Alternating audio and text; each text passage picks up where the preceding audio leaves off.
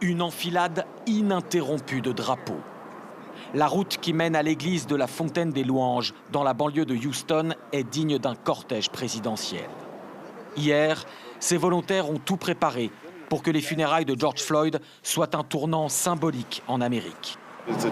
C'est une tragédie, mais sa mort n'aura servi à rien si elle ne permet pas d'entamer une vraie discussion sur la question raciale dans ce pays.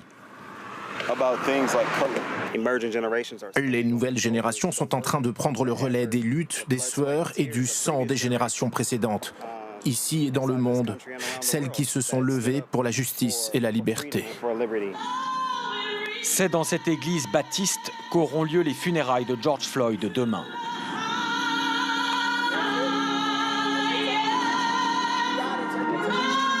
À l'intérieur, les répétitions se sont enchaînées tout le week-end. Joe Biden, le candidat des démocrates à la présidentielle, arrivera dans quelques heures pour rencontrer la famille. Il n'assistera pas à la cérémonie pour raison de sécurité, mais fera diffuser un message vidéo. George Floyd a grandi à Houston. Mais contrairement à Minneapolis ou Washington, D.C., les manifestations depuis sa mort n'ont jamais dégénéré en émeute.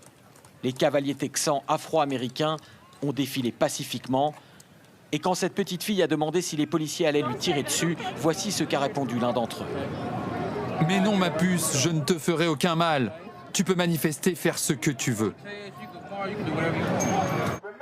Un calme sans doute lié au maire noir de Houston et à son chef de la police, Art Acevedo. Né à Cuba, cet immigrant a canalisé la colère par ses prises de position très fortes au milieu des foules. Nous avons construit ce pays. Et j'ai une info pour tous les racistes. On n'ira nulle part ailleurs. Le navire est lancé. Vous avez beau avoir de la haine pour les personnes de couleur, faudra vous y faire. Distanciation sociale oblige, seules 500 personnes, la famille et les amis proches seront autorisés à rentrer dans cette église pour la cérémonie demain. Mais on attend des milliers, peut-être des dizaines de milliers d'autres personnes partout autour, notamment sur ce gigantesque parking, pour cette cérémonie qui sera quasiment vécue comme des funérailles nationales et qui sera éminemment politique. Et à Washington,